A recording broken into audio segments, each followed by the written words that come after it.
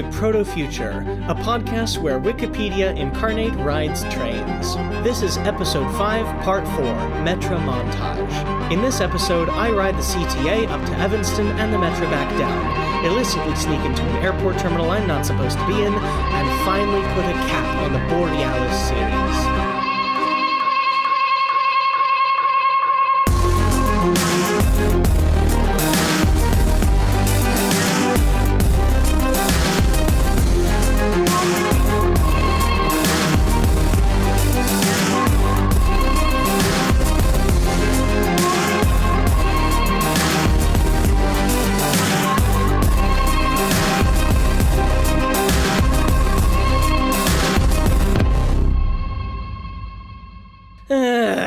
Despite that I gave myself an extra month, here I am once again pulling late into the podcast station.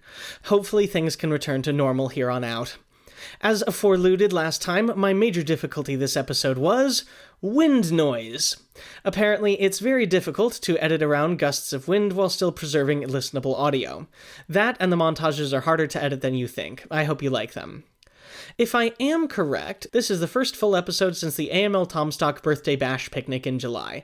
My thanks, of course, and as always, to Lionel Strang, Tom Jacobs, Tracy Boyd, Kaylee Zhang, Kevin Marks, Peter Borchards, Brad 2D Williams, Chris Yikes Don't Eat at the Shady Maple Adams, and the entire rest of the AML crew and fandom. Y'all's acceptance and companionship is unmatched. But lest I take you on too long of a journey in just the housekeeping like I typically do, let's get on with the show.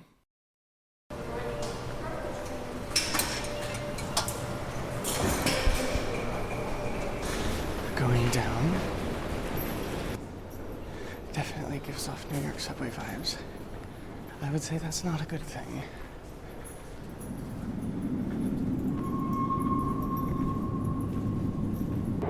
Getting ready this morning was blissfully simple, more so than I was expecting. I got enough sleep, no makeup, so that took a lot less time. It's about 7:30 right now.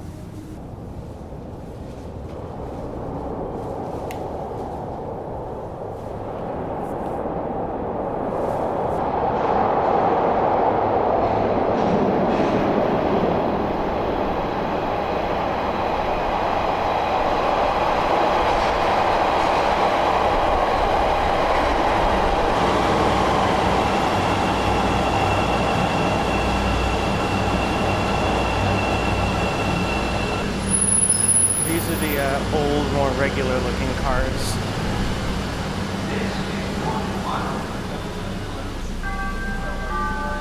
Doors closing.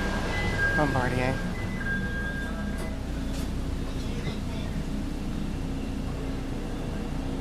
Fullerton is next. Doors open on the right at Fullerton. Transfer to purple and brown line. And if I'm correct, we're joining the tracks of the brown and purple line. The red line runs express all the way to Howard. So I tried explaining this in C2, but who would have thought that whispering on a loud subway wouldn't have worked out? There are remarkably few express local route pairs found on the subways and transit systems in North America. The only other ones that I'm aware of are all over the New York City subway, the Broad Street line in Philly, and, of all things, the VTA Suburban Light Rail in San Jose, California.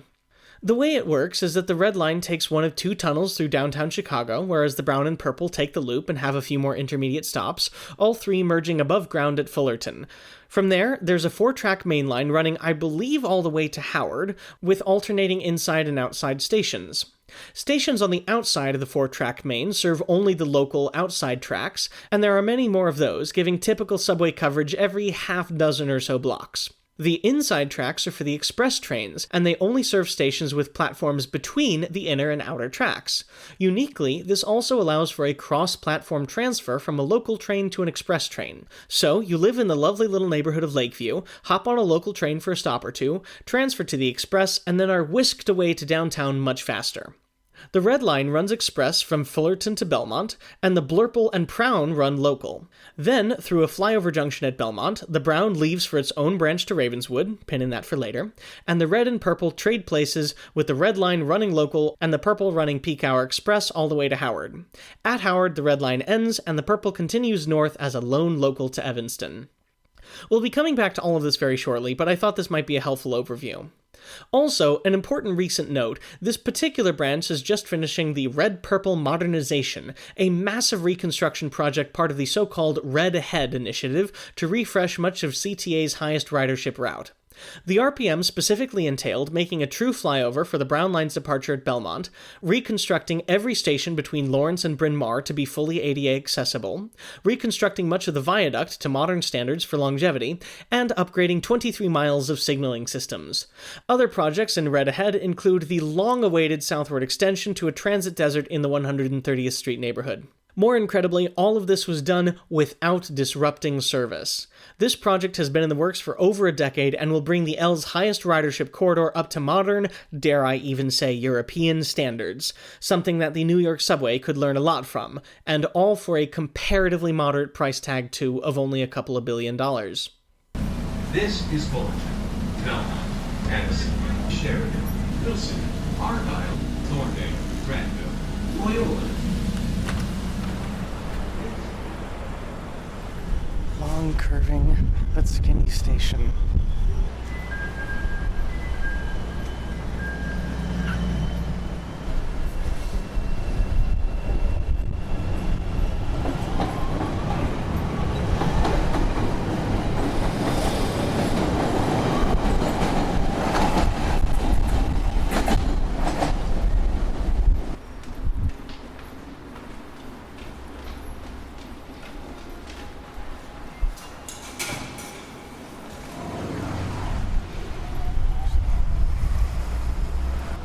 So, trying to recoup some of the delay. I have only about 10 minutes to explore the university before I have to turn back. Oh my goodness. You can see Lake Michigan down the road. Oh, so the university is literally right here. This is a surprisingly small university. It looks like the center of campus is all of a 6-minute walk away.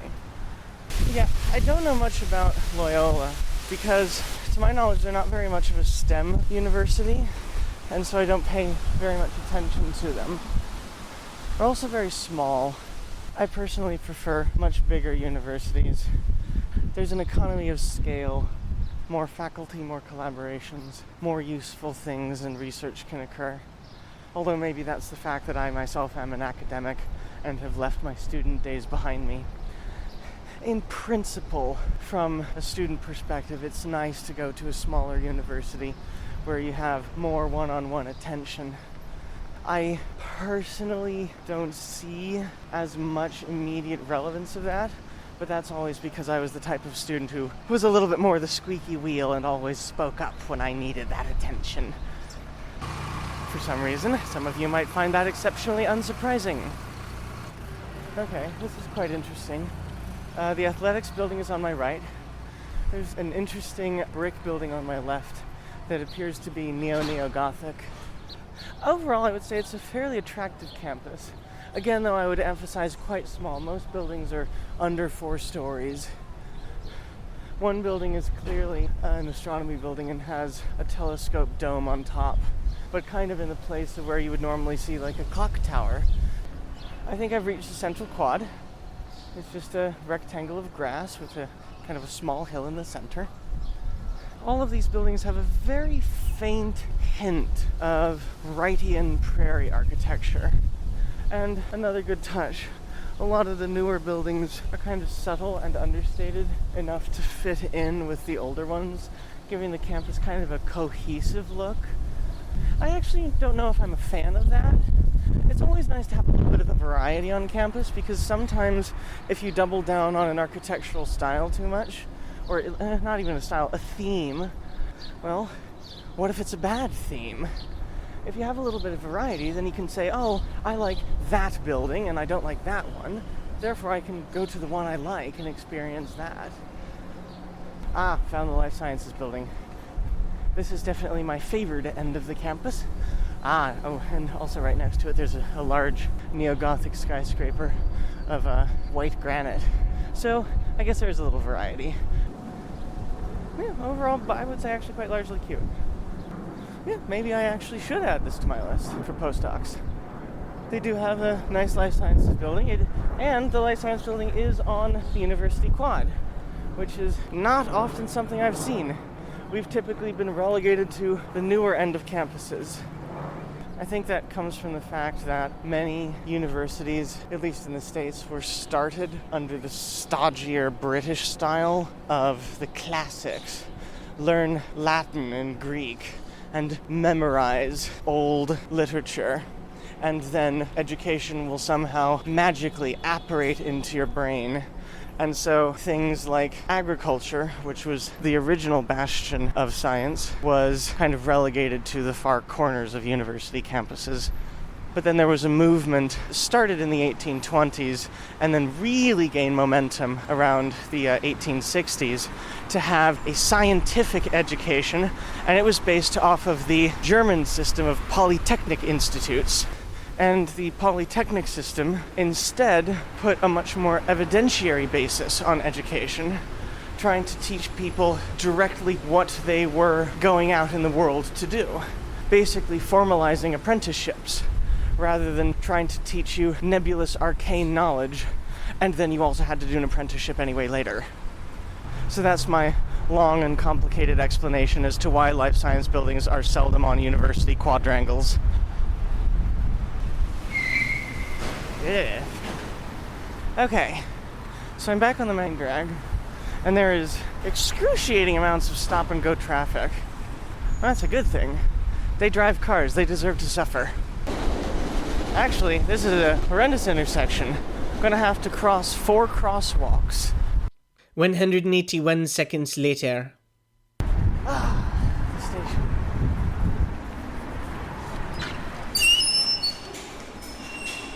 There are bicycle lockers here. Okay, how are we on time? Oh, back on schedule. So my plan now is to take the red line to Howard and the purple line to Linden. So I will complete this branch all the way as far north as the CTA goes. I unfortunately will not have time to do the Skokie Swift, so I'll have to save that for another time. This is such a Chicago thing. There's a windbreak shelter and a button that says heat available from November 1st to March 31st. Here we are.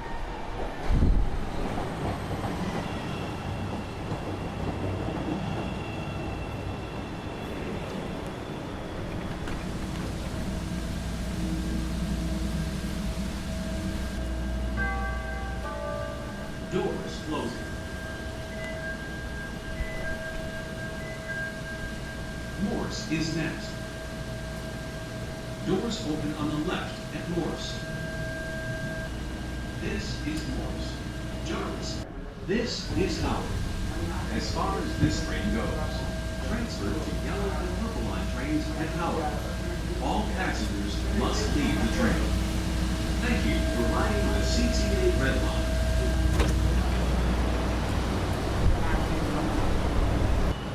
Yellow or Purple. purple is okay as far as I know. Oh, perfect. Trees along the tracks, some falling over. So either take the 97 or shuttle buses downstairs to the bike racks. Here we are.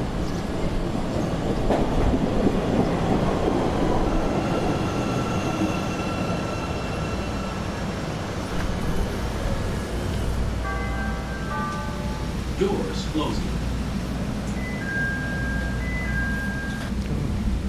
Very large train yard. Oh, the yard extends on both sides of the track. Large series of loops and tunnels. Flyovers, fly-unders. My goodness, this is quite an affair. This is South Boulevard. Maine, Dempster, Davis, Foster, Noise. This is Noise. I thought that was my podcast. Center, Linden.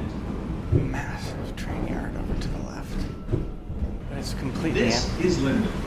As far as this train goes, But the yard is completely empty, so I guess that's how you know that it's rush hour.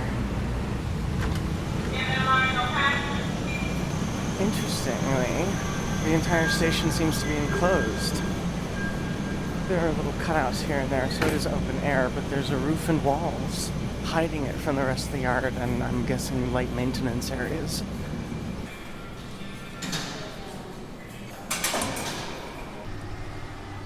So, I have of course been to Chicago a few more times, but of the major ones, the first one was in I think 2015 with my family. That was actually our first major Amtrak trip. We took the Empire Builder back and forth from Seattle, and we spent most of our time there actually on the west side, and then of course going to the museums. Another trip I took, one of the more recent times I've been here, was in 2022 actually. I had a layover here on my way to Indy Junction. My first ever time debuting to an NMRA convention, one of my presentations, and I spent more than half a day walking around the south side. There's a very real chance that I was the only white person for at least a mile in every direction. No safety issues whatsoever. Everybody was perfectly amicable. There was actually a hilarious moment. This was actually right after the Buffalo shooting at the grocery store. And an elderly African-American gentleman, as I was crossing a crosswalk, shouted across the street to me saying, "Hey, you're not here to shoot up any of us N-words, right?" And I was a little bit taken aback because how often do you get asked a question like that? And I didn't have an answer prepared. That's probably a good thing, I would hope. So it took me a moment to react, and I went, I hope not. And then a much younger gentleman with just absolutely beautiful dreadlocks, he addressed the old man and said, "Man, why'd you gotta ask him a question like that?" And all three of us just left the intersection cackling like idiots. It was just a hilarious moment. That is one of the reasons why I love Chicago so much, in part because, I mean, of course, there are incredible and in many ways unforgivable economic disparities, but that's the case for a lot of other U.S. cities. But here, the people are just so rich and genuine, the likes of which it's really hard to find pretty much anywhere else. They are not assholes like in Queens and Manhattan. It's a very refreshing change of pace. Anyway, so I say all of that to say that this is my first ever time on the north side. This is my first ever time in Evanston. And now, having completed all three axes of Chicago, I can definitively say it is quite possibly the singularly most beautiful city I have ever seen in the Western Hemisphere. Oh, I think, is this the Chicago River? In fact, it is, at least the north branch of. Oh, it's actually quite beautiful. Teal water, and then there's a lock over to the left as it curves out to Lake Michigan. So somewhere after Howard, a lot of the traditional Chicago brick Italianate buildings and row homes gave way to more single-family homes, which of course is a step down the urbanism scale. But unlike the rest of the country, they are not McMansions. They are much smaller, tighter, closer in together. They have sidewalks, which is good.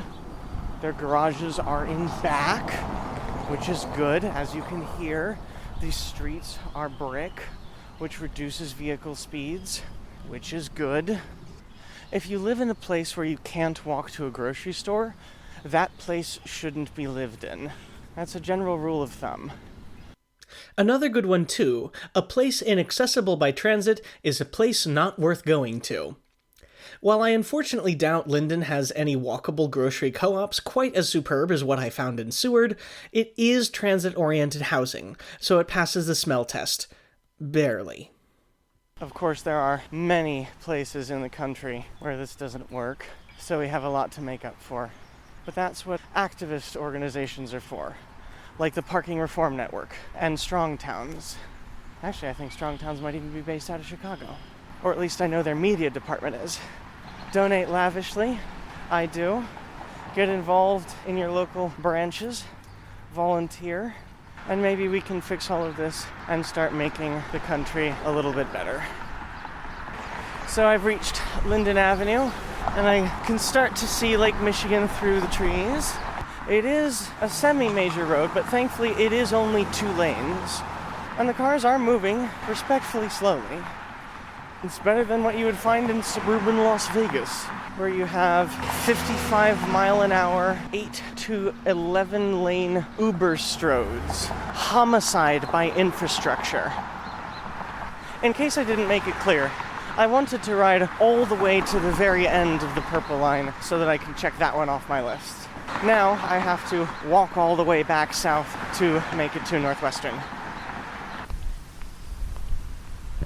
There's a very nice protected bikeway on this street. I think it's Sheridan. It takes up the width of a full lane of automobile traffic, and it's protected from the cars by a very large series of curbs that appear to be bolted into the roadway.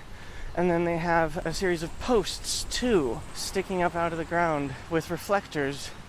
To, remind cars not to drive into the bicycle lane and commit vehicular manslaughter, a problem which, as I speak, is greater in this country than anywhere else in the developed world. According to the World Health Organization, we have more road-related deaths per 100,000 inhabitants than Kyrgyzstan, Albania, Uruguay, Egypt, and Bulgaria. If you ever were wondering if the US is a failed state, that we need to install flexible car ticklers between the average citizen and negligent homicide is your sign.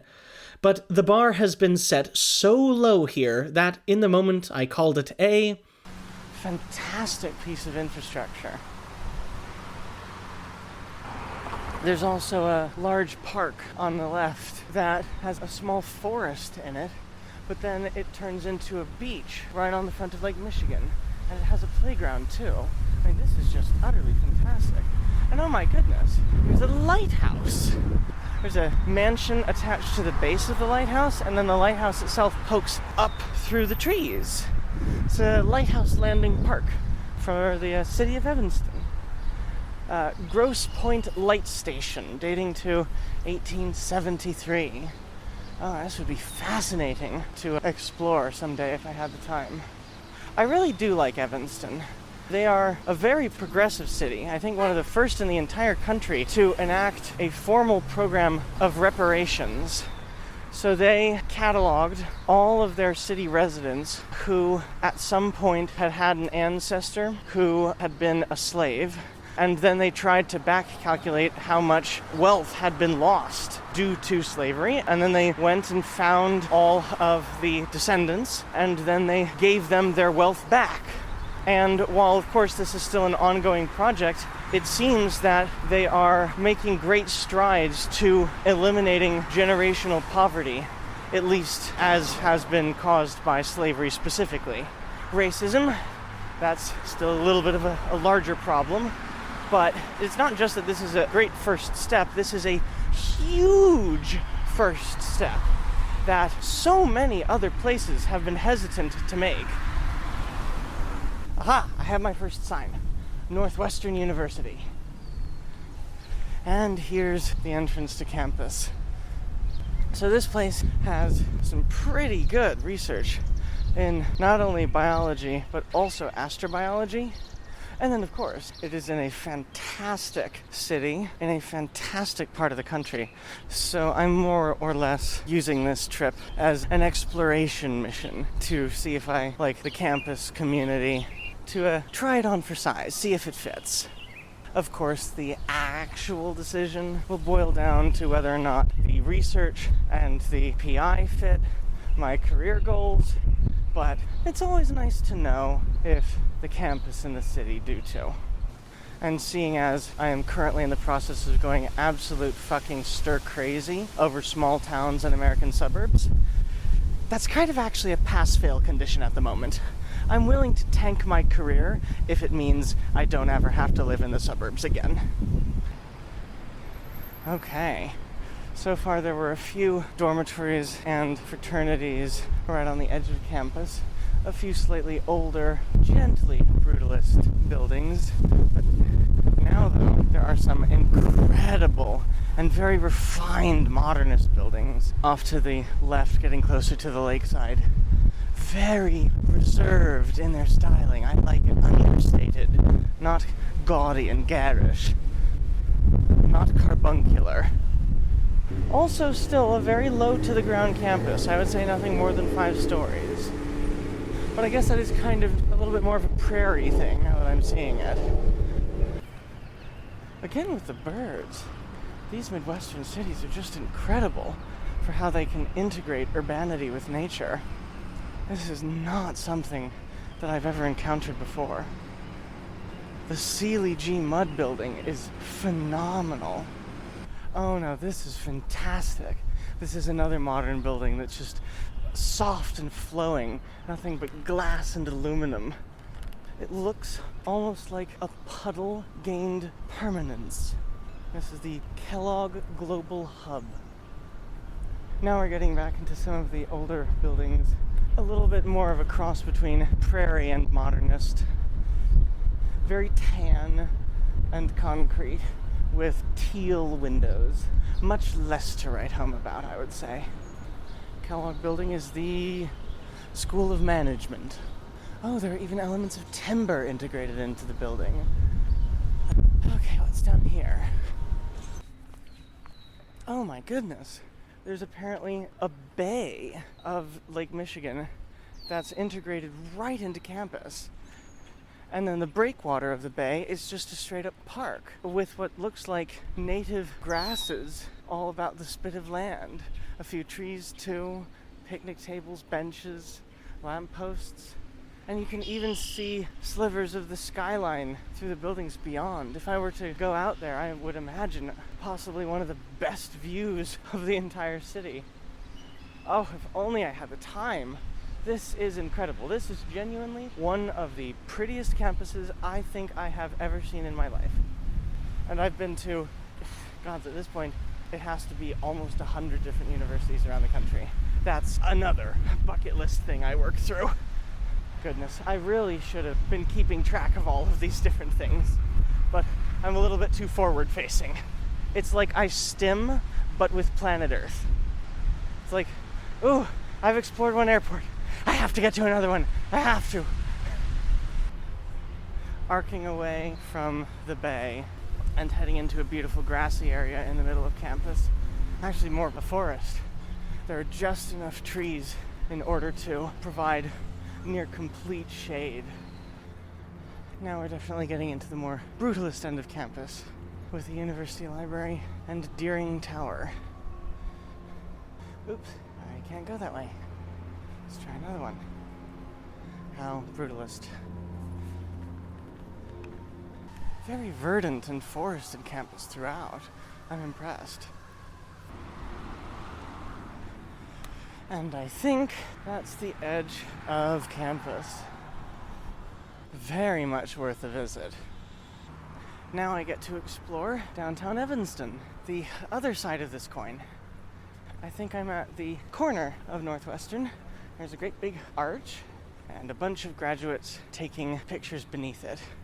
I'm going to guess the school colors are purple. Either that or they're just dressed up in silly outfits.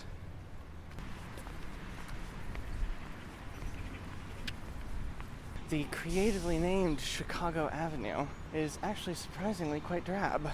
It's just student housing on both sides, and I guess the Hardy House Debate Society. I thought there would have been a student nightlife neighborhood district immediately abutting the edge of campus, like there is at nearly every other university everywhere. That's unexpected. Okay, starting to get into downtown Evanston. In contrast to most other university towns, though, this definitely feels like a tiny city unto itself, a little bit separate from the university, which is kind of good. It has several actually quite big skyscrapers, easily in excess of 20 stories. Outdoor seating is always a win. And this road has its own protected cycle track. Not as robustly protected as before, but it still has stanchions every now and again. The bikeway even has its own wayfinding signage. French patisserie. This definitely feels like a main central area. There's a triangular square at the meeting of two odd-angle roads, Sherman Avenue, Orrington Avenue, and Davis Street. There are lots of outdoor seating areas, lots of small trees providing shade, beautiful plaza setups, tons of bicycle parking, new tall buildings, old small brick masonry buildings. This is a fantastic place. Whoa! Okay, lovely little cafe called Capital.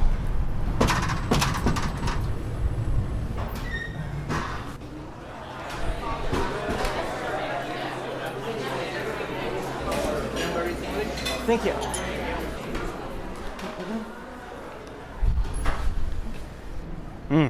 Okay, that's actually fantastic.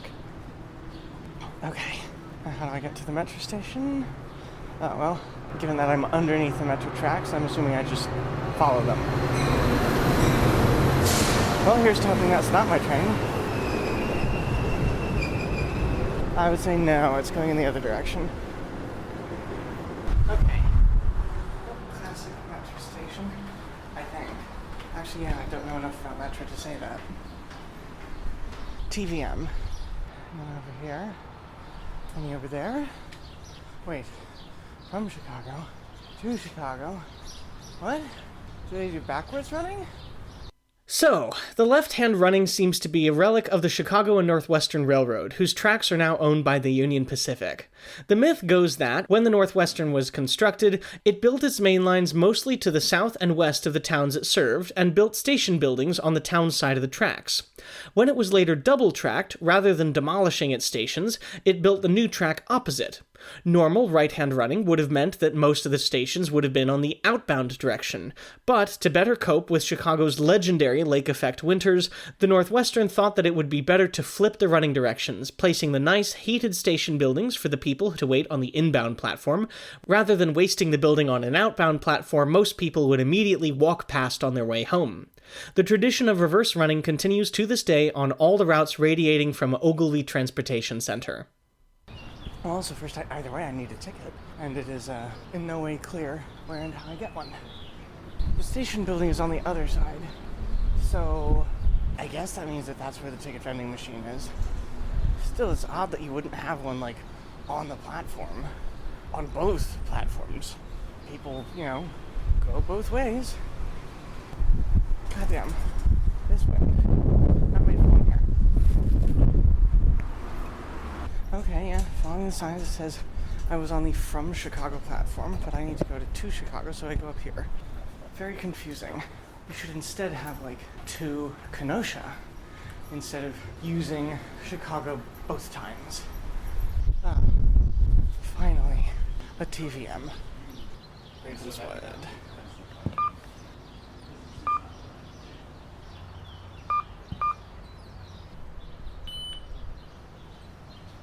Two tickets later.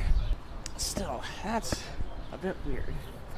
One singular ticket vending machine for two massive platforms. That could be improved. And for a particularly major university, too. Even if every single other station on Metra was absolutely guaranteed to be downtown commuter monthly pass focused, this station, above all others, would be the one to see the most out-of-towners, and it would therefore need the most flexible amenities. A minimum of one ticket vending machine at every entrance to every platform, please. North train number 326 to Chicago on TC is arriving in approximately 11 minutes. 7 minutes. The track is so long and straight, I swear you can already see Hot Rail.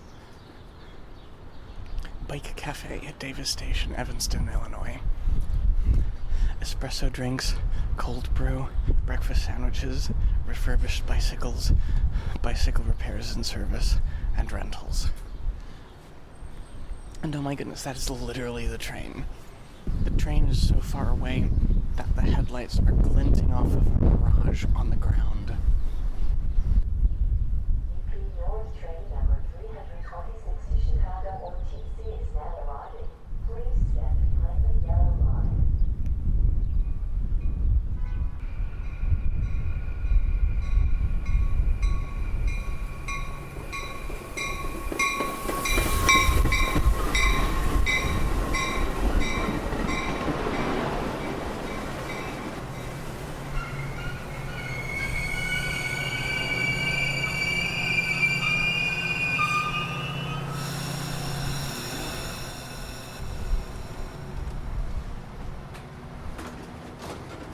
The famous gallery cards.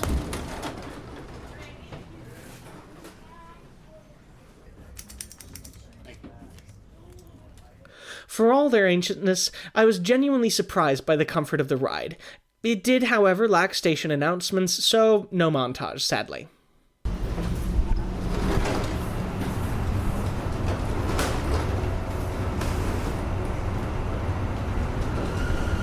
So to anybody who doesn't know, Metra operates with their famous gallery cars, which have an open balcony between the first and second level, allowing the conductors to take tickets of 2 levels at once, cutting down on staffing, at the low price of reduced capacity.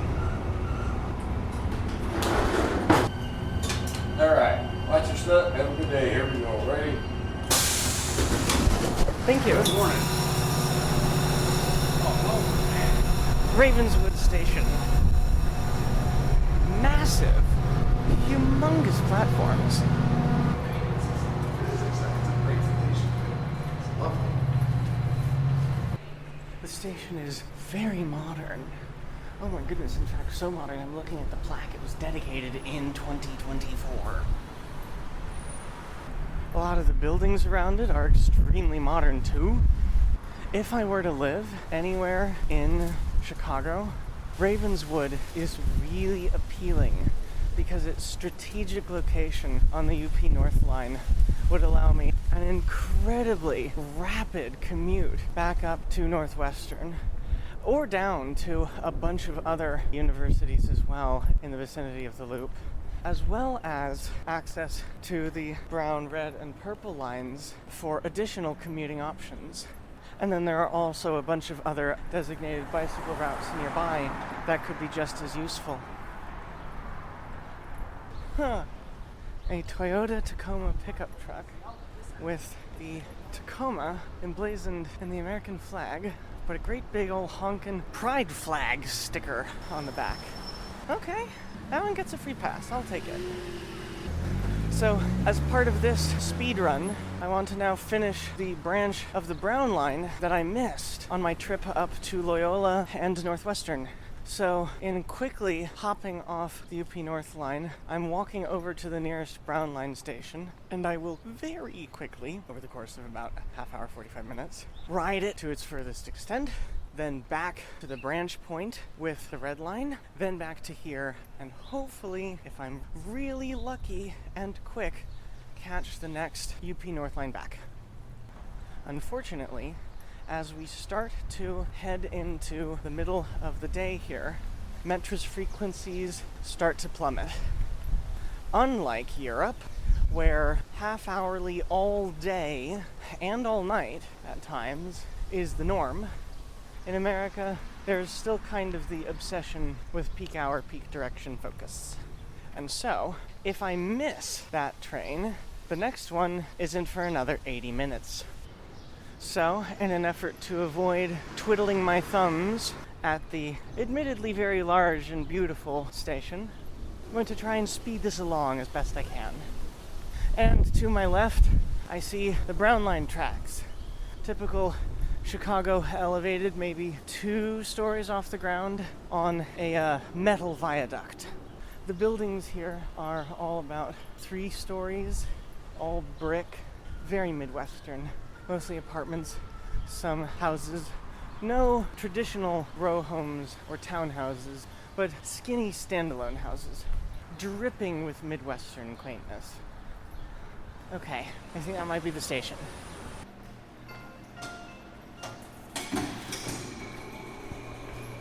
Bicycle parking too. Something that I always found extremely unique about the L is that its platforms, many of them anyway, are wooden. I don't get that. I guess something lightweight but strong is preferable. It just makes the surfaces a bit lumpy. Here are Brown Line to Kimball.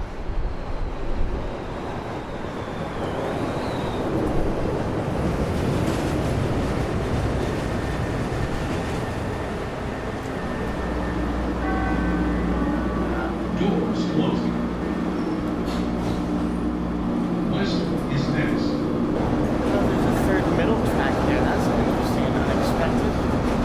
Rockwell, Francisco. Yeah, we are going kind of at ground level, right next to an alleyway. 10th. Kimball. Another very large yard here, although this one is notably a bit fuller. Nice cute little neighborhood. This is Kimball. As far as this train goes.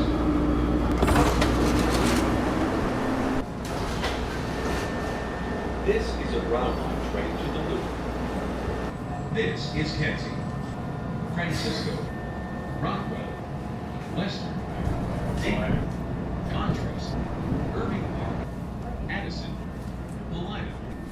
Southport. This is Belmont. This is a Brown Line train to the loop. I need to get back and catch this in the other direction. Again. I investigated taking other routes to Ravenswood, like bus routes, but this is really the fastest.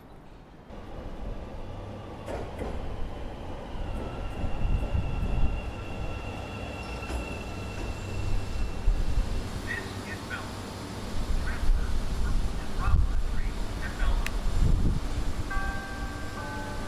Doors closed.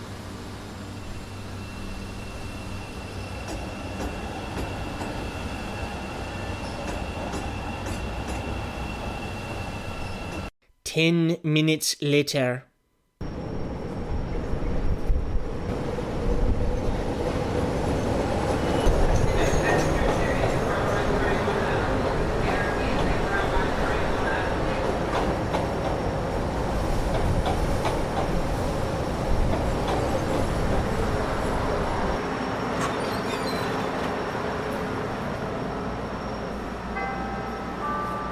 Doors closing. Southport is next. Helena. Addison. Irving Park. Montrose. Unfortunately, as I was riding along, I spotted my Metra train passing us. I was in for a long wait. This is Dayton.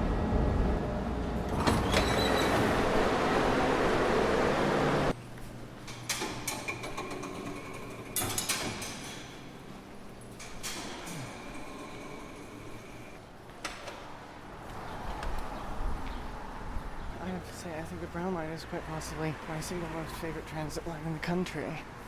It's overall quite charismatic, from how it goes from, the loop, one of the most iconic elements of transit infrastructure in the country, all the way to practically as close to street running as you can get with a subway.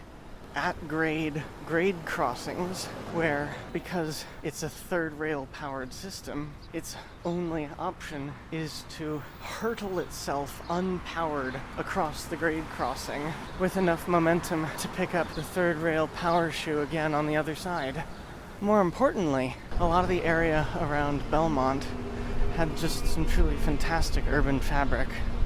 Wonderful buildings, all on the order of 5 to 10 stories. Very few, I would actually even say no parking lots. An unbroken seam of density.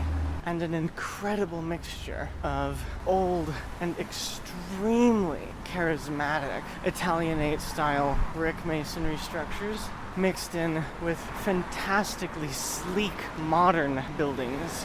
Nearly all of them housing, too. no carbuncular, ugly, international-style office buildings. Ugh, office buildings are the worst. When they do have to exist, they should always have open faces on the street level with street front retail and inviting pedestrian spaces. I'm approaching the station and the situation is not great, but it's not as apocalyptic as it could have been. 41 minutes until the next train downtown. I did buy the ticket earlier in the event that I was rushing to the platform and couldn't find the TVM.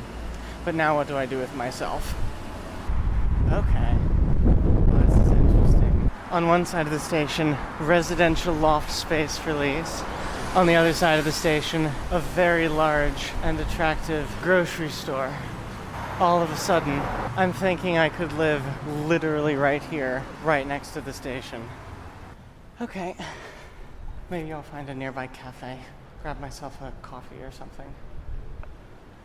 And that's exactly what I did. I appreciate Metra's extent, but its headways could be improved. Again, frequency is freedom, and I shouldn't have to have waited as long as I did.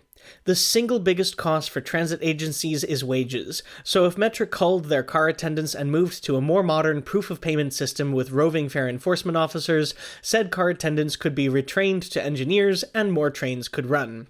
Proof of payment works just fine in Vienna, and if you dare say, "But this is America, not Vienna," then my response to you is, yes, that's a bug, not a feature, and we should try to make America as much like Vienna as possible, because America fucking sucks ass. And for the record, that's not an opinion, that's a factual measurement compared to every single other OECD country. Both our road deaths per population and public transit usage rates lag behind Latvia. We are a humiliating and pathetic country. Hot rail, even though it's still over 5 minutes away. The train's been delayed by over 10 minutes, I think. North train number 334 to Chicago OTC is arriving in approximately 4 minutes. I will say Ravenswood is nowhere near as lively or interesting a neighborhood as any of the other ones I've seen, especially on the Brown Line. If I were to live here, that wouldn't be as much of a problem because I would probably have a bicycle and it would be a very quick bicycle ride to the Brown Line, or possibly even all the way over to the Red Line. So using that as my initial trip probably wouldn't be too much of a problem.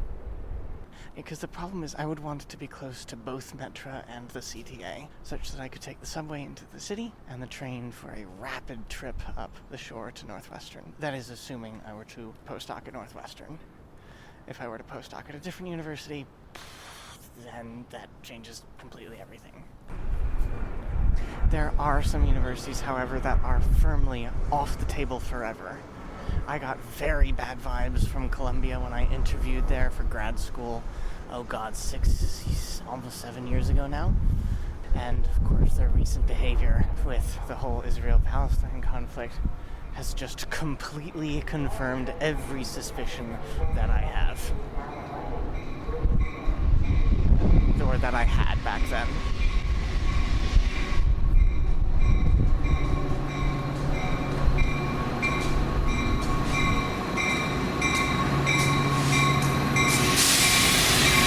Metro number 148, Village of Foxwood.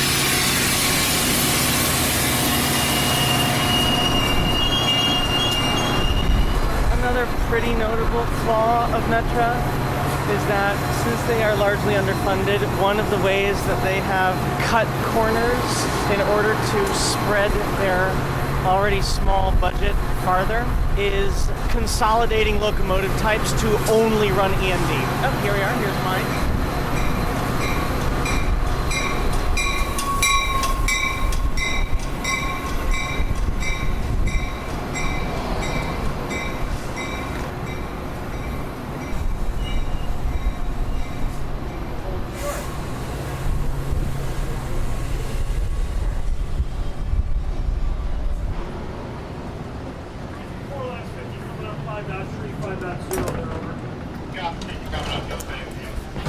Why not go upstairs? Never sat upstairs in a gallery car before. That's cool. Oh, they have oversized luggage tracks up here too. That's very neat. This train is delayed 15 minutes due to a crossing gate malfunction. Thank you. Next stop, Clybourne. But unfortunately, since EMD kind of face-planted with, I think it was the SD60, nobody bought it. And so that's what started their long, slow downfall. They kind of also got out of the passenger locomotive business too. And so now there are no good alternatives. So everybody else in the country is upgrading to the newest, latest, greatest, most fantastic diesel locomotives. Metra, on the other hand, because they are disinterested in getting anything other than EMD locomotives, they just keep buying everybody else's old locomotives, and they keep renovating them over and over and over again. So even though their network coverage is nation-leading, even though their service hours are, excluding a few lines, largely fantastic, their equipment, especially on the head end, is in serious need of a refresh.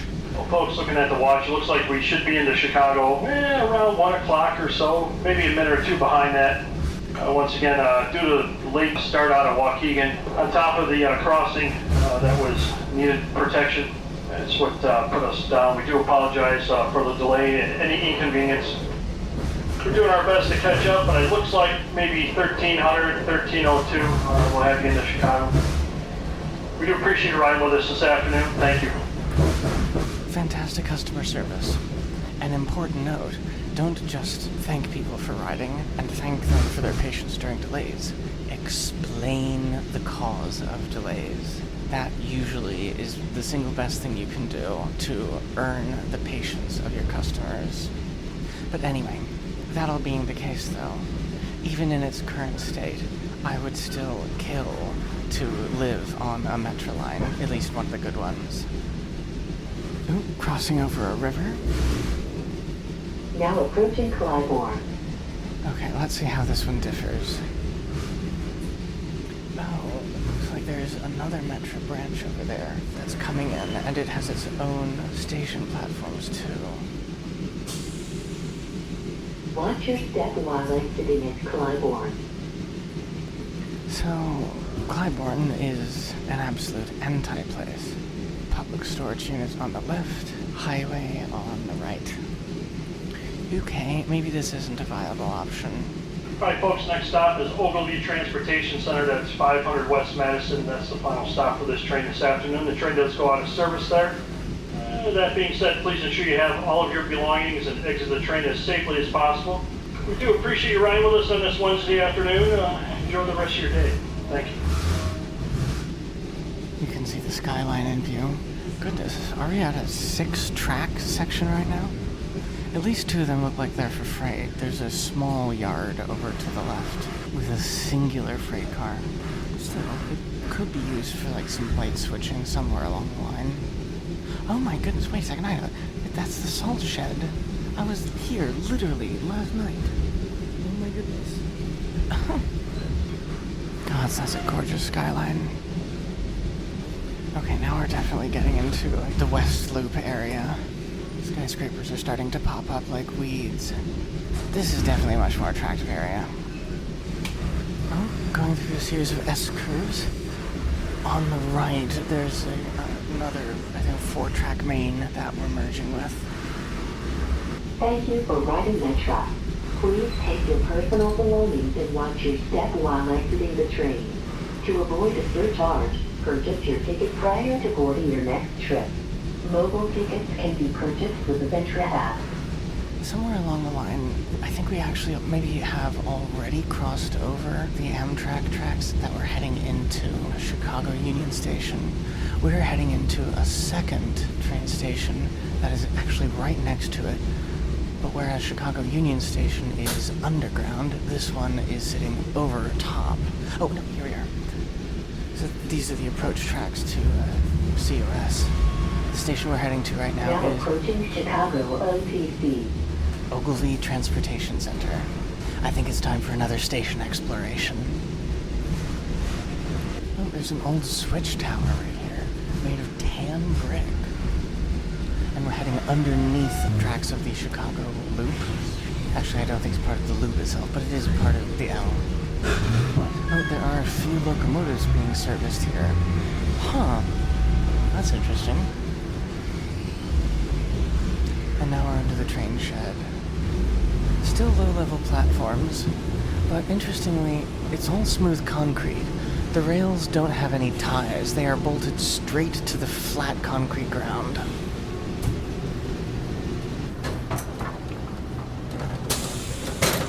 Watch your step while exiting the Chicago Proto-Future.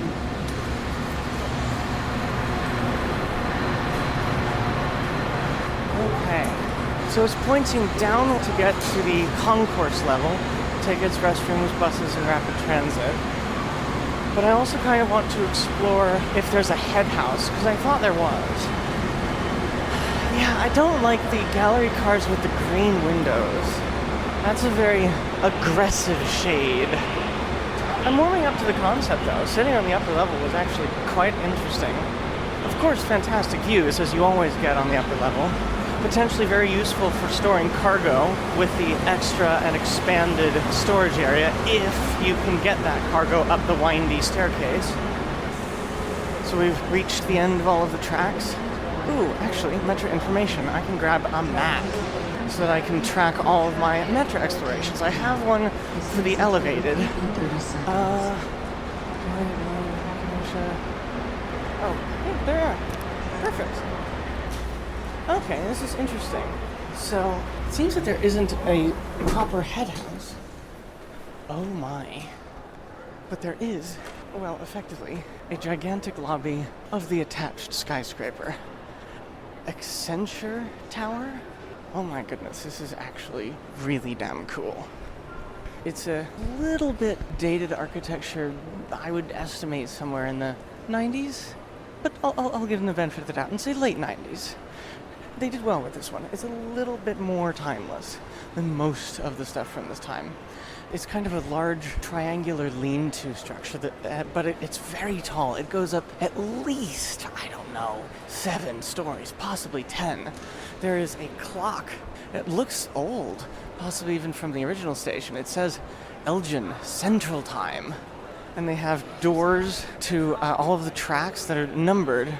Video screens too, displaying track departure information. Oh, of course, Hudson News, because you can't have any transportation center without that particular brand of newsstand. Ah, okay.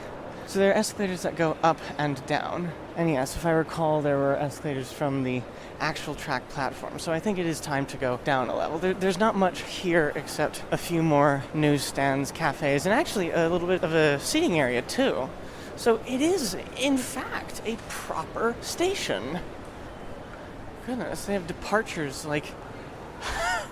This is the middle of the day on a Wednesday, and they have departures every 3 to 5 minutes. So it looks like it serves at least 3 different lines, UP North, Northwest, and West. Alright, heading down escalators to, I guess, what do they call it, the concourse level? This, I guess, would be the main entrance.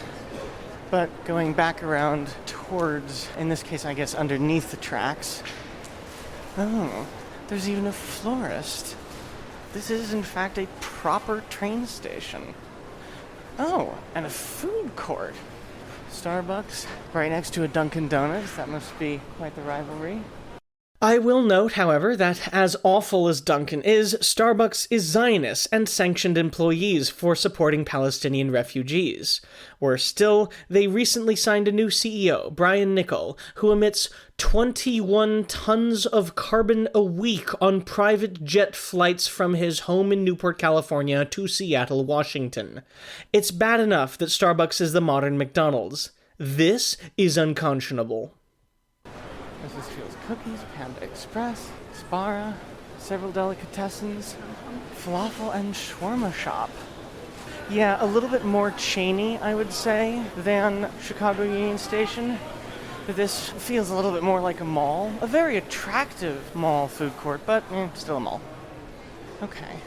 Going through the doors, Guess this is just an access hallway. Oh, it's a LEED certified head house. But it looks like we've exited the head house. So then where was the concourse level it was pointing to earlier on the platforms? There's a street that underpasses the platforms. From here, from this level, Ogilvy is encased in tan granite blocks and very ornate Beaux-Arts styling. It's a weird look on the exterior, being a 2-story rectangle just floating above the ground. I guess this would be one case where you would want to sell some air rights. Okay, this looks like a concourse. Oh yeah, there's a sign. Metra trains. Oh, this is interesting. Ah, that sounds like Metra to me. So this is effectively an underpass underneath all of the different tracks, and it's very much more industrial chic, to be clear.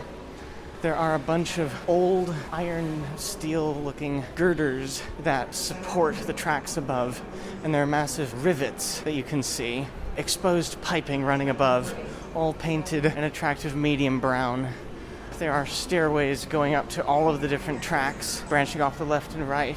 And then there are a bunch of, a ton of different, much more, I guess for lack of a better phrase, authentic restaurants and shops branching off of the main drag in between the track stairways. There's also a place. Welcome to the Chicago French Market. This is worth checking out.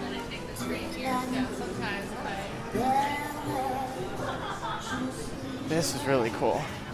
A bunch of individual little stalls. It feels like Chicago's response to the Reading Terminal Market. Oh, okay, this is really cool. It's not the biggest such market that I've ever seen, but it really gets the point across, and also importantly, it's not absolutely mobbed with people. There have got to be well over 24 different stalls, some of them actual honest-to-God's market stalls selling onions and peppers and apples and cabbage and toilet paper. I'm not making up any of that.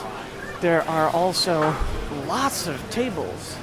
There's a pasta stand, beer and wine bar, pastries, salad bar. Oh, you can smell the falafels. Mini fondue. I've been to a lot of markets like this, and way too many of them feel inauthentic. Like some person at a Department of Commerce sat down and said, "What do tourists like? Let us make a spot for tourists that is sufficiently Instagrammable." And then they come up with something that feels basically designed by Midjourney or some other AI image generating software. This, though, it's quite possibly the coolest train station market I've ever seen, and is also completely authentic. I am really glad that I came here. And oh my goodness, if I lived in this city, and if I worked anywhere near the Loop, oh.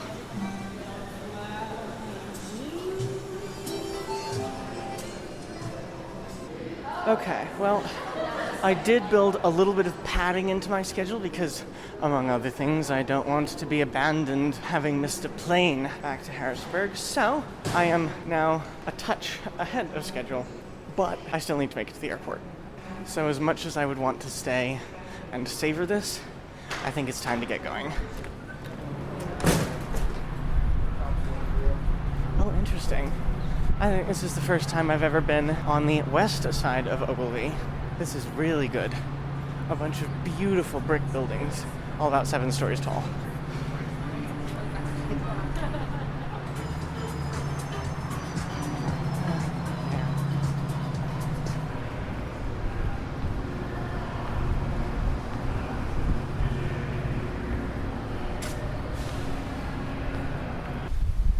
This is a fun one. 150 North Riverside. A very wobbly building, or at least it looks it.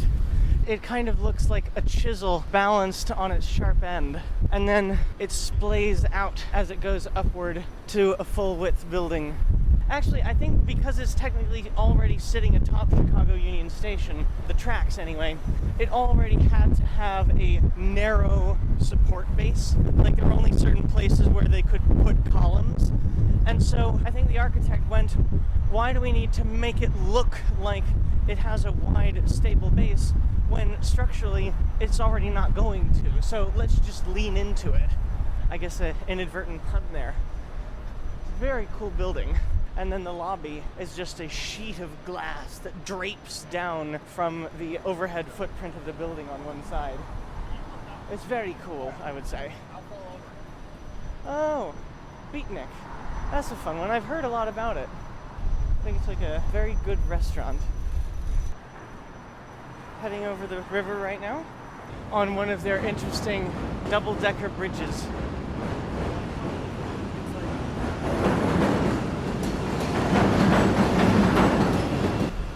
It has cars below and L above. While Pittsburgh may technically be the bridgiest city in the country, at least according to City Nerd, I think it's very fair to say that Chicago comes in a very close second with how many extremely unique bridges it has crossing all of its rivers so close to downtown. Ah, the Triple Grand at Lake and Wells. As I understand it, a Grand Junction is where you have 4 railroad diamonds right next to each other. And then each level up is where you can go from one leg of that crossing to another. So, the Lake and Wells Triple Grand, it's not quite a quadruple grand. Actually, I don't even know if there is one in the Western Hemisphere.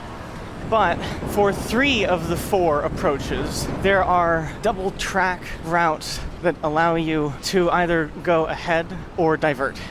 It is an incredible piece of infrastructure and also a horrendous choke point through which every single line of the CTAL goes through except the 2 that have the downtown tunnels, the blue line and the red line. It is one of the serious flaws of the Chicago L, and then just the loop as a whole, because it can cause cascading failures all throughout the rest of the network, in addition to forcing downtown transfers. And so, for a very long time, on the order of at least 40 years, transit planners have been absolutely desperate to make an outer loop, a secondary, larger loop line on the order of anywhere from 5 to 20 miles long, that would go through some of the inner ring neighborhoods in order to relieve pressure from the loop itself, and also possibly shorten trip times for people who are going suburb to suburb. Recently, an enthusiast came up with, in my opinion, one of the best such plans for it. We'll see if it actually goes anywhere, though. The plan in question is done by a private citizen, David Sodakarlan. I'll put the link in the show notes, but the plan is as follows.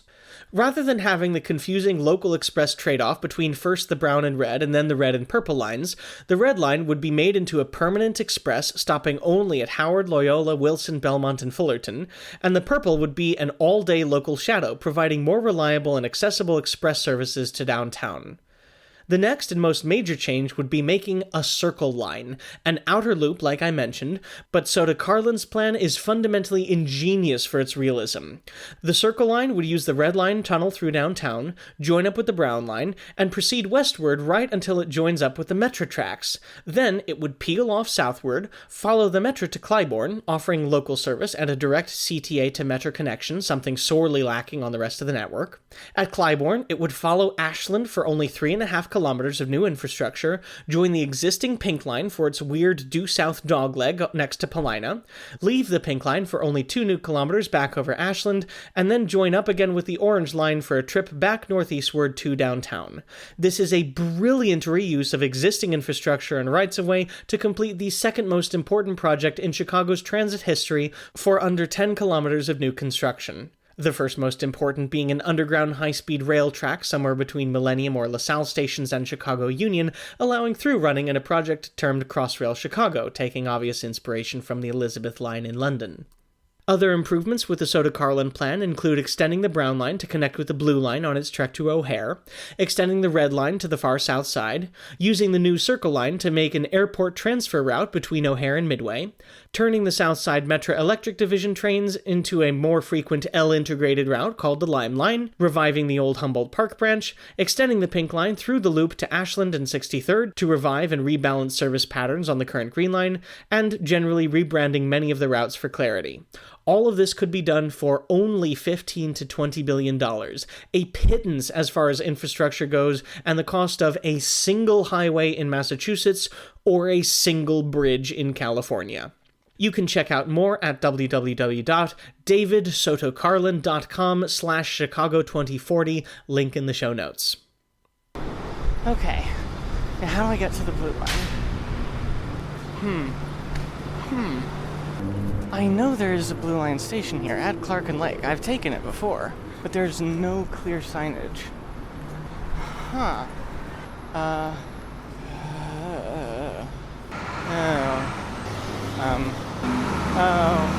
There's a CTA sign back there, Clark and Lake. Oops. Oh, stop, no entry. I can't go up here. So how do I get inside? Oh, here we are. It's inside the building. It honestly looked like a building lobby. In fact, literally, through the glass is the lobby of the building. In typical fashion of the L's tunnels, it's a bit musty. Here we are. A lot of people are waiting. 5 minutes later. Hot rail.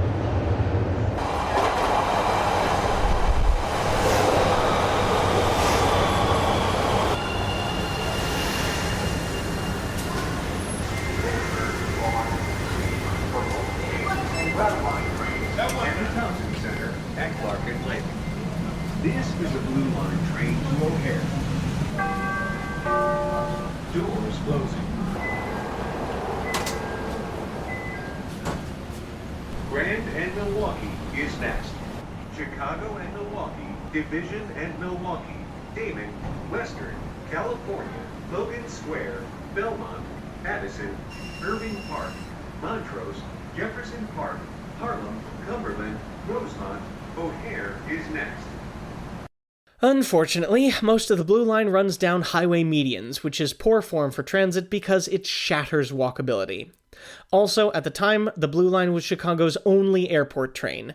Despite the fact that there is a Metra transfer center served by the airport People Mover, the Metra line in question got a pathetic 14 trains a day, 7 inbound in only the morning, and 7 outbound in only the evening. If Chicago is to be anything like a modern city, it needs a Flughafen Express, offering limited stop service from O'Hare transfer straight into Chicago Union Station, at least half-hourly, if not every 10 minutes, for not the least of which reasons being that it is simpler, faster, more comfortable, more useful, and more transferable for travelers and tourists than riding an all-stops subway car. Miraculously, during the Democratic National Convention, this grievous oversight was in fact remedied, if in typical Metra inelegance at criminally hourly headways. Unfortunately, it seems it has not outlived the DNC.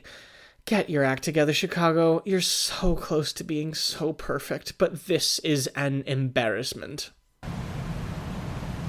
Your attention, please. We are standing momentarily, waiting for signal clearance. We expect you to leave shortly. This is O'Hare, as far as this train goes. All passengers must leave the train. Thank you for riding the seat.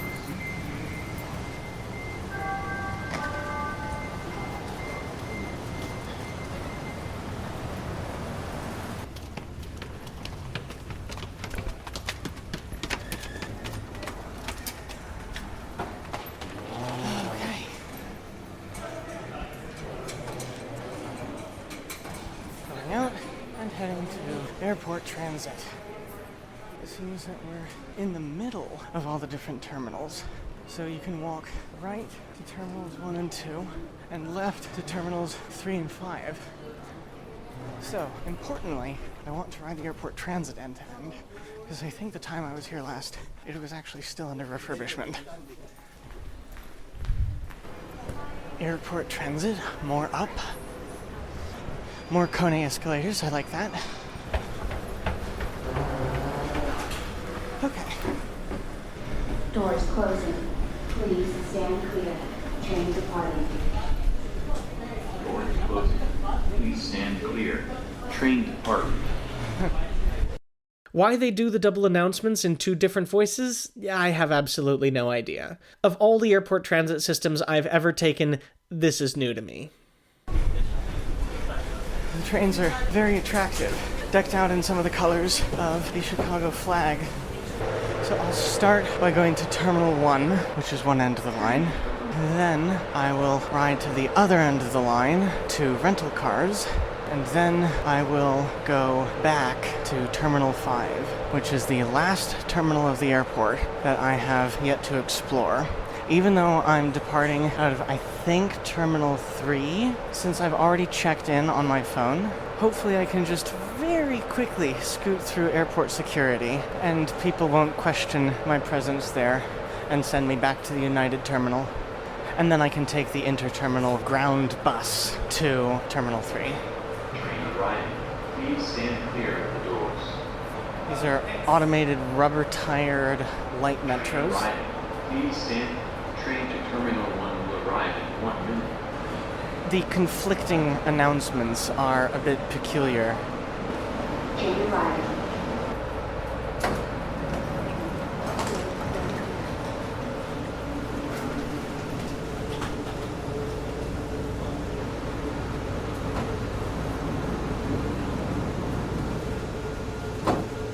Please hold on.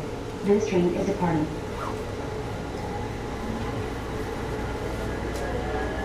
Next stop, Terminal 1. Terminal 1. Please stand clear.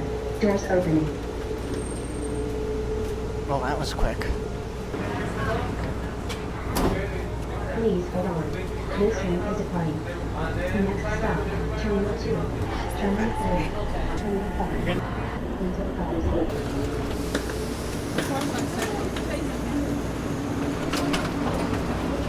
This is a very large and beautiful transit center with the people movers up top and the bus bays beneath. But it's appended to a very ugly, brutalist parking garage. And also, just be honest, all parking garages are ugly. I also think that there is a Metra station not too far away.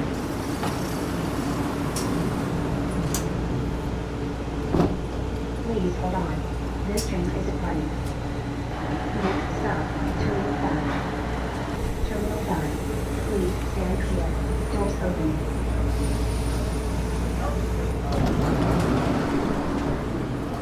Alright, hold on, let's find TSA pre-check.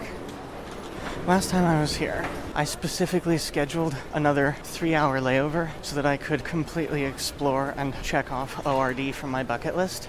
And when I discovered that you could not get to Terminal 5 from the main terminals without valid ticketing, I was so devastated, I seriously considered buying a fully refundable ticket to, I don't know, like Belfast, just so that I could get on the bus to Terminal 5 to explore it, and then immediately upon arrival I would refund it.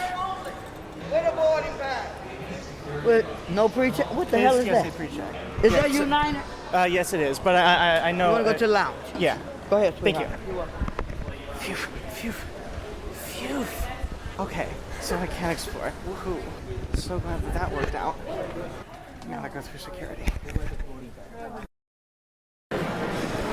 I cheated the system. I'm in Terminal 5.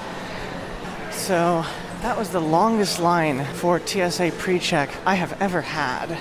It still was by far quicker than probably anything in regular security, but I imagine that because it is an isolated terminal, there is no overflow. It is a single pre-check line, so any backup, there's no chance the crowds can diffuse elsewhere. The terminal, interestingly, is for Michael Gates. I wonder why. I should have remembered that the gate letters and terminal numbers are decoupled. Terminal 1 is Bravo Charlie, Terminal 2 is Echo Foxtrot, and Terminal 3 is Golf Hotel Kilo and Lima. There are no gates Alpha, Delta, probably a wise choice given the confusion with the carrier, Indigo, or Juliet, probably a wise choice given the confusion with Joliet, Illinois Regional Airport. More notably, however, there is also no Terminal 4. But there used to be.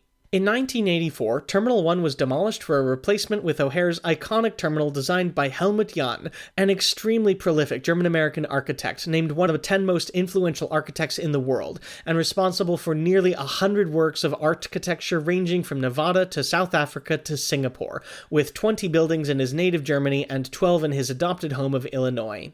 He passed away just in 2021 at age 81. Anyway, the construction of Jahn's Terminal for Tomorrow for United resulted in a shifting of international flights to a quote-unquote temporary placement at a so-called Terminal 4, the ground floor of the parkade, wherein travelers were bussed to their planes on the tarmac. This lasted almost 10 years, only ending with the construction of a new international terminal in 1993. In honor of this arrangement, the new terminal skipped the numbering to Terminal 5, and purportedly a few signs of Terminal 4 can still be seen somewhere in the main parking ziggurat. I think these are all international flights. KLM. There are, in fact, actually a few United departures here. So I started by turning left. The bus to the main airport departs Michael 13 every 15 minutes. That's actually pretty good. It's nothing too different from the rest of the airport. Looks like the main central area is where all the activity is. I'm going through another fairly typical rotunda. Oh yeah, wow. It immediately got very boring very quickly. Very white, sterile, lower ceiling, smaller windows. All of the airside walls are occupied by duty-free shops and restrooms and otherwise blank walls, and there are windows looking back landeside, which is of course the exact most boring part of an airport, looking back at the cars and parking structures. I don't know about you, but when I come to an airport, I want to see planes. Put the shops on the other side. Iberia Airways, I've never heard of that before. Southwest even flies out of here. Yeah, all the way down here, there's really nothing. Very few shops. It's quite dead. It's suffering the Atlanta-Hartsfield-Jackson problem. Too much activity at the nodes, too little activity at the limbs. Viva Air to Monterey, I'm assuming Mexico, but I've never heard of that carrier before. Also, very peculiarly, they have only unidirectional moving walkways, outbound only. I guess to aid in the speed of catching a flight, but the poor inbound people. Okay, this segment of the airport feels a little newer. The ceiling is higher, the windows are floor to ceiling, and there's art over on the land side.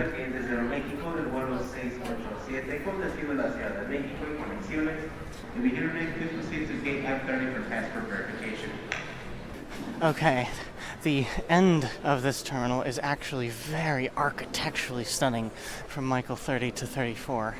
That actually does have shops and seating areas and a canted roof that allows natural sunlight while not being blinding, and shell-shaped recessed lighting. Michael 36 to Michael 40, on the other hand, is deeply forgotten. Okay, interestingly, I'm seeing some Spirit and Frontier flights, which means that this is also the budget terminal. Yeah, Terminal 5 feels very cobbled together. I mean, to an extent, all airports are, but this hyper-modern terminus built off of such an ugly spine. Okay, I've hit carpet. I can say that I've gone all the way to Michael 40. Heading back, I was going to make a rude comment about how very little of ORD feels new or modern, and to an extent I would certainly say that that is true of the main terminals. But this segment, at least of Terminal 5, actually looks like a modern, architecturally relevant airport.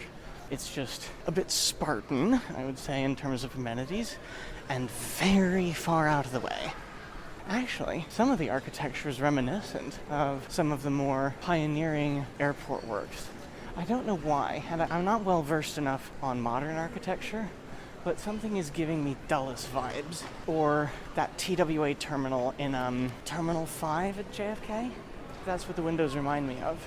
In a sense, the fact that this is just a largely floating concrete lid, plus or minus a few columns, is practically Calatrava.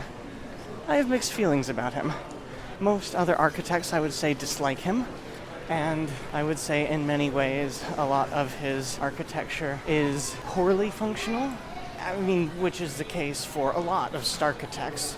But his first ever work, I think, out of his master's degree, Stadelhofen Station, is truly fantastic. And in many ways, a lot of his architecture is aesthetically quite beautiful.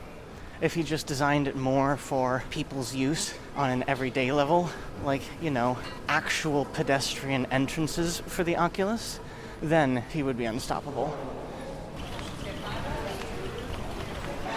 Heading back to the main segment of Terminal 5.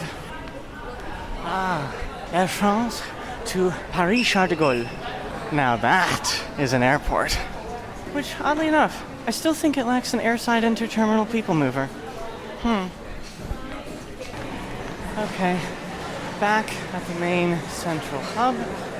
Actually, no, I need to head over here. Check out Michael 16 and 17. Back to the main drag. The Big Bowl restaurant seems to be quite popular, and oh goodness, it smells delicious. Alright, reaching another airy and windowy rotunda, and going to another much more boring side hallway. Oh, you can see the blue line coming in, out on the land side. Funny. Gate Michael 9 to Minneapolis, St. Paul. Attention attack platforms. This will service a 500 immediate warning call for Delta Flight 2653 will service to Minneapolis. Okay, one restaurant down here, so it's not as bad. Still though, could be improved, seeing as literally every single seat at the restaurant is occupied by a business person on a laptop. There is clearly a demand. Oh goodness, this is so sleepy. It only goes down to Michael 2 in a very odd trestle hallway. I don't see a Michael 1. Okay, time to head back. Catch the bus at Michael 13. Michael 13 interterminal transfer? That's already. I was given a laminated ticket that says T1 bus transfer. This is very interesting. Thank you.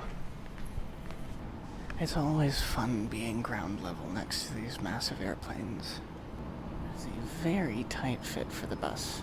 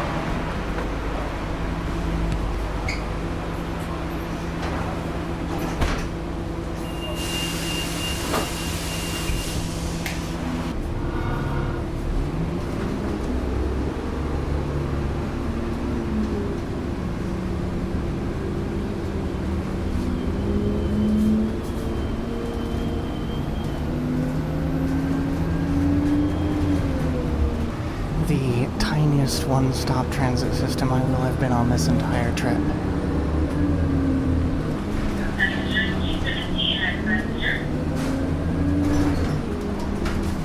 Crossing active taxiways. I would not have expected this to be the route. Stopping at a four-way intersection where the other vehicle is a Swissair jet. The size of these things from this angle is really cool. Well, it's so far off the ground, I think this passenger bus could drive clear on under it.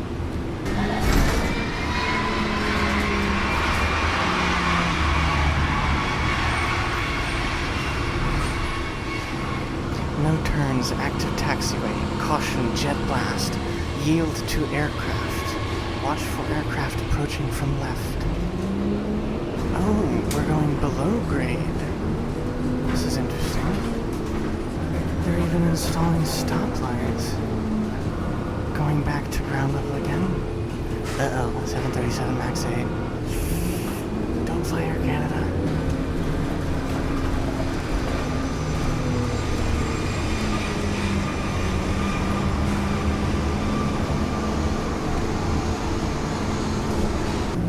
And finally pulling into the terminal. The bus ride took easily 15 minutes, if not more, due in part to an extremely circuitous routing well away from the terminals and adjacent to the runways.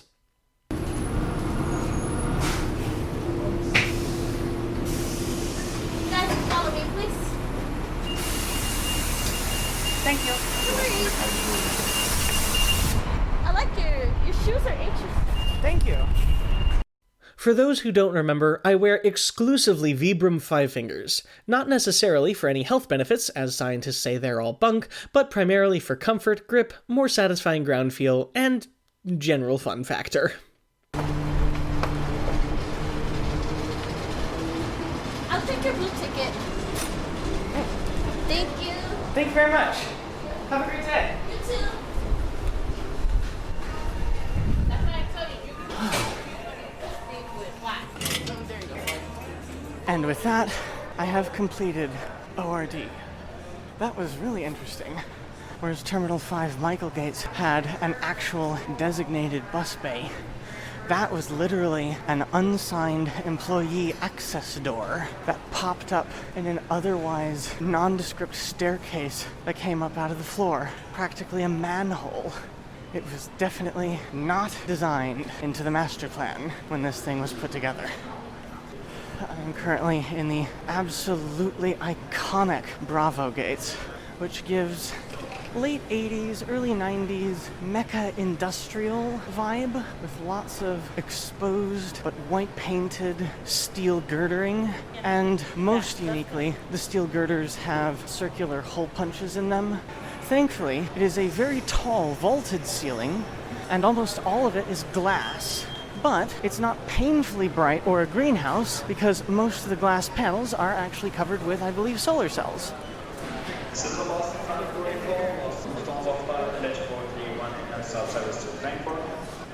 Even though it is clearly a dated aesthetic, there is something to it which is somewhat timeless. I'll give this one a pass. Brutalism, on the other hand, was just hostile from the start. This is not. Okay, before I go down, I should check which gates I'm in. Terminal 1, Conquest Charlie, gate Charlie 26. Going into another pedestrian taxiway underpass. This one is much better than Minneapolis. This is much wider, taller, has lots of neon tubes that undulate throughout its length and light up serially, arcing their way through the tunnel from one end to the next. And I like the music too.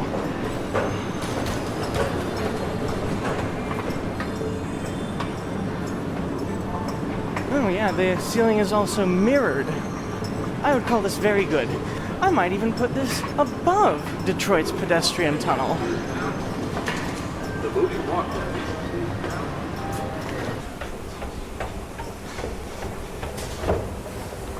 Charlie Gates. Similar design style as Bravo, but much less tall.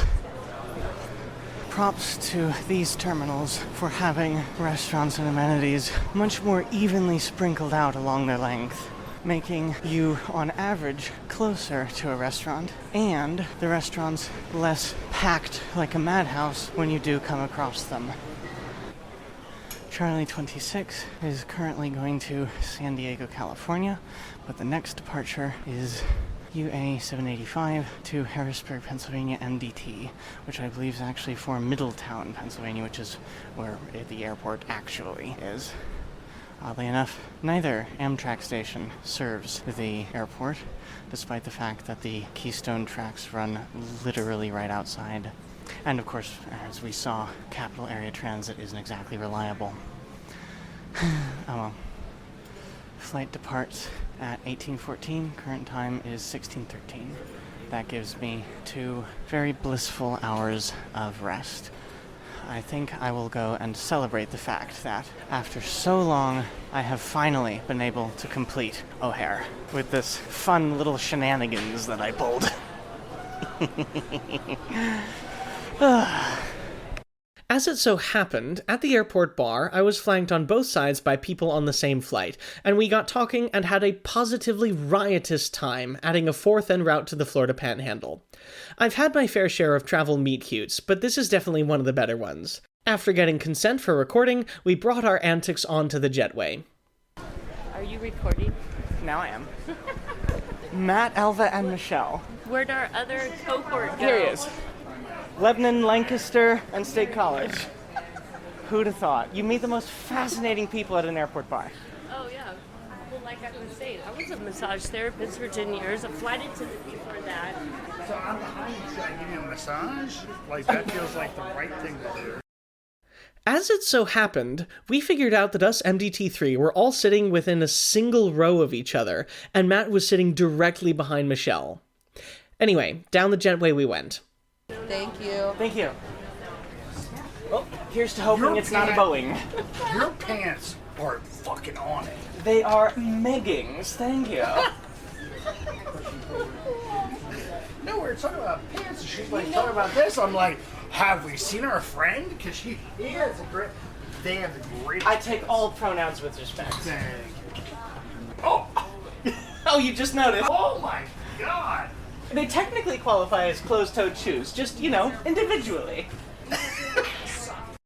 If it wasn't obvious, Matt bought us all 4 shots for a whopping $66. Thank you muchly, Matt, and damn you airport prices. As he astutely noted, all I care about is a good time. That's all I care about. And it definitely was, thank you. Miraculously, once on board, we stopped making such a scene of ourselves and settled in for the flight.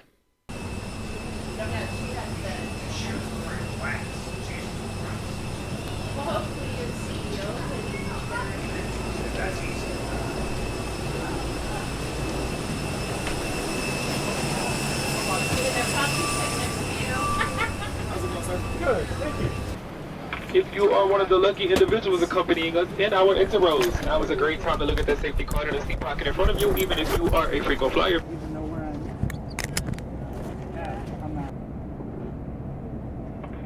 Alrighty folks, we are almost ready to go, so please put away your carry-on items, including large electronics like laptops.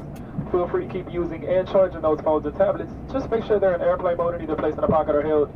And if you're sitting in an exit row, please don't plug or unplug anything you may have in the outlet. Flight attendants, brief exit and notify me when complete. Fasten your seatbelts, bring your seats up, put away your tray tables, and if you've adjusted your headrest or your footrest, please move it back to its original position. Please arm belts for departure and cross-check. Verify straps, stand by for all-call. Alrighty folks, welcome again to United Flight 785 en route to Harrisburg. My name is Ramel, and I'll be your purser on today's flight. Thank you, Mileage Plus members, for your loyalty, and to all customers for choosing to fly with us today. While service is our passion, safety is our top priority, so please take a minute to pay attention to the following safety demo. This Airbus A320 is equipped with 4 exit doors. Whew, it's not a Boeing. If it's Boeing, I'm not going. Honestly though, one of my all-time goals is to fly on an Airbus A380. We'll be taking off soon, so please bring your seat backs up, close your tray tables, and fasten your seatbelts. Thanks for flying with us. I'll be back with more details about this afternoon's flight once we're in the air.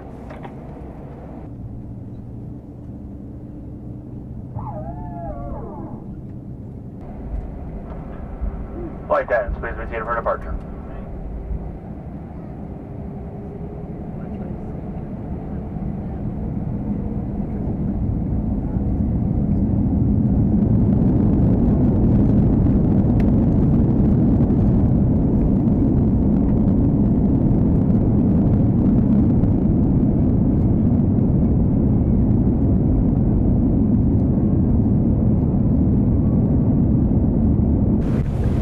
Oh look, there's a Metra train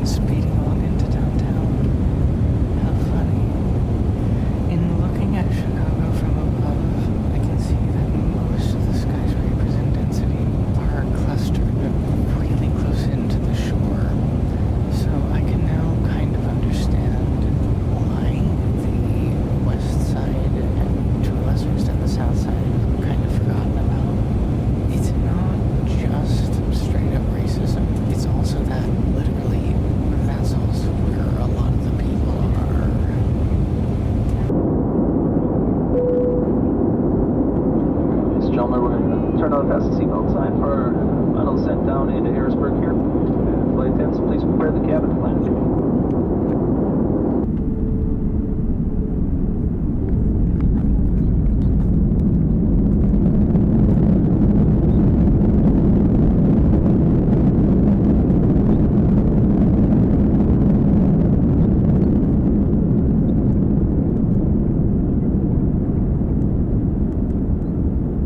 We'd like to be the first to welcome you to Harrisburg, Pennsylvania, where the local time is 8:41 p.m. We hope you enjoy your time in Pennsylvania or wherever your travels may take you. And if this is home, welcome home. And thank you for choosing United.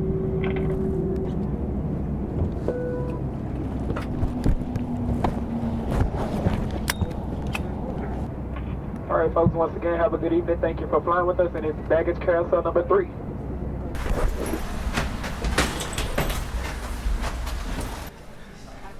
And now, I do believe it's time for our last airport tour of this entire trip. Well, we're already at the end of one terminal. Bravo 6 and Bravo 5 to the right. Wait, 6 is the highest gate number in this airport? I have to go get my luggage. See ya out there. Safe travels! So it looks like there are 3 terminals. We entered Bravo. Alpha is over to the left. And, oh, it's puny. Alpha 1, 2, Alpha 3. On the interior, it looks not too exceptionally different, other than empty, but I guess that's also just the time of night. A very large subway, and a few other restaurants that look not too dissimilar from normal airport fare. Well, that was brief. Made it to A3. Why am I surprised? This entire series, over 4 episodes and 45 hours of raw material, I used the NATO phonetic alphabet the entire time, right up until I face-planted meters from the finish line. It was a long day. I was getting tired. That's my excuse. Again, it doesn't look too dissimilar from other airports. I guess it's just the size. Traditional local shop, perfectly Pennsylvania. Oh goodness, yeah, here we are again. Charlie 1 through Charlie 3. Wow. There's a very small sitting area over to the left that has a few windows overlooking landside. There's a Dunkin' Donuts and an Auntie Anne's Pretzels. That is the extent of the meal options down this leg of the airport. And that's Charlie 3. That's the airport. And it has just barely turned dark outside.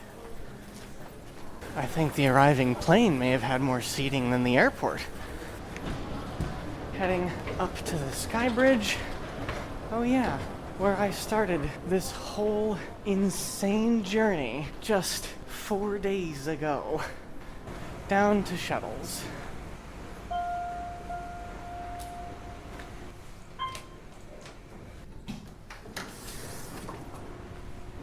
Here we are.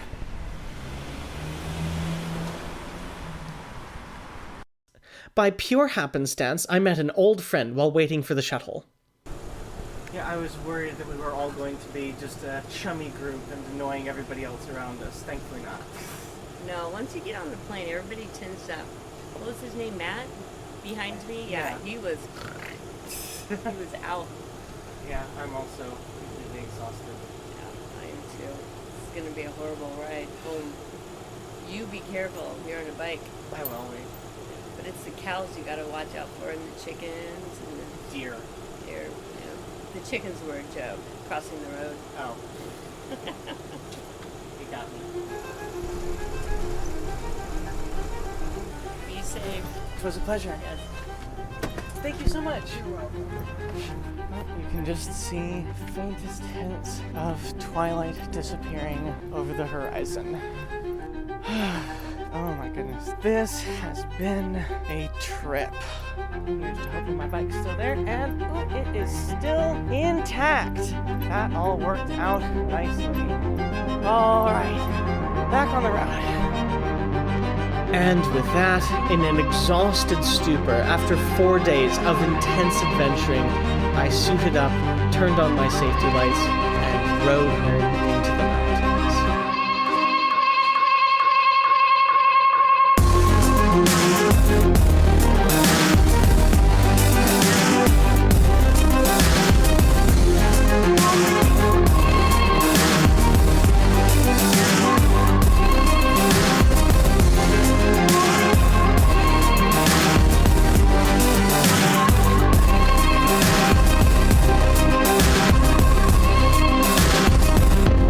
has been Episode 5, Part 4 of the Proto-Future podcast, Inaugural Borealis, Day 4, Metra Montage. The theme music is Spark of Life by Benjamin Lazarus through Tribe of Noise. I would like to thank my extremely generous and patient patrons, Pedro Reyes, Andrew Laverghetta, Ron Kleiss, and Bill Ford, and my parents, G3 and Bethany, for paying for the flight to make this trip possible. While I've taken trips to farther away and more scenic places, I don't think I've ever had a trip quite this manic in terms of hurtling myself into the unknown in such a highly scheduled and breakneck manner. Nothing is perfect, and I wish I could have visited a few museums in Minneapolis, but it's incredibly rewarding that I got to so extensively explore two incredible cities, and also St. Paul, test running them for climate-friendly, transit-based future lifestyles. Moreover, I am blown away by my experience in the media pool of the Inaugural Borealis itself and the magnanimity of all those involved. I was already a femboy simp for choo-choos, but meeting all those responsible for running Amtrak and the politicians and activists who made this train possible was nothing short of amazing, and solidified my resolve that we can make a climate-friendly and equitable future, and that trains are the way to do it. This trip and these diaries of it are something I will cherish for a long time to come. While you might not get an episode like this for a while yet, I am very glad I did it. Special thanks to bonus guest stars Matt, Alva, and Michelle, and extra special thanks this month to fellow content creator Lucid Stew for giving me a shout-out on his October 2024 news. To those unaware, Lucid Studios produces weekly videos of high-speed rail route renders with the Unreal Engine 5 and monthly passenger rail roundups. His videos are highly polished and thought through, as opposed to me, who just walks places. If you like my podcast, you'll love his videos, and if you dislike my podcast, you'll love his videos even more. That's Lucid Stew. Lucid as in clear, stew as in soup. Or, and you knew this was coming because I'm me, Lima Uniform Charlie Indigo Delta, Space Sierra Tango Echo Whiskey. If you happen to be one of those new listeners coming from Mr. Stew's shoutout, welcome. I saw you coming through the door with that bump in website traffic. Auspiciously, this is a podcast about model railroading. Realistically, it's about trains of any type. Mostly, it's a dissing of car-brained American land use policies and conservatism, and frankly, I haven't chosen a lane yet, and probably never will, because lanes come from cars, and cars are unwoke. If you want to catch up on these crazy ideas that led me to this point, I have a convenient guide on the front page of the website, which naturally segues me into. If you would like to know more, you can visit the website at www.bgtmrring.org. That's Bravo Golf Tango, Michael Romeo Romeo, Indigo November Golf, Oscar Romeo Golf. To listen to the Manifesto and Prologue series, watch the Modern Modeling Clinic anthology, or read the free-to-access Patreon production blog. And please consider donating on a monthly basis to help defer hosting and equipment costs and support what I do. This podcast was written, recorded, and produced on the beautiful ancestral lands of the Susquehannock, Lenni Lenape, Oglala Sioux, Okta Lakota, Miami, Ho-Chunk, Peoria, Kickapoo, Potawatomi, Menominee, and Kaskaskia peoples. I would like to thank them for their historical stewardship of central and eastern Pennsylvania, southeastern Minnesota, southern Wisconsin, and northern Illinois. Thank you very much for listening, and thank you for your patience. Keep riding trains, keep punching Nazis, and keep building a better future.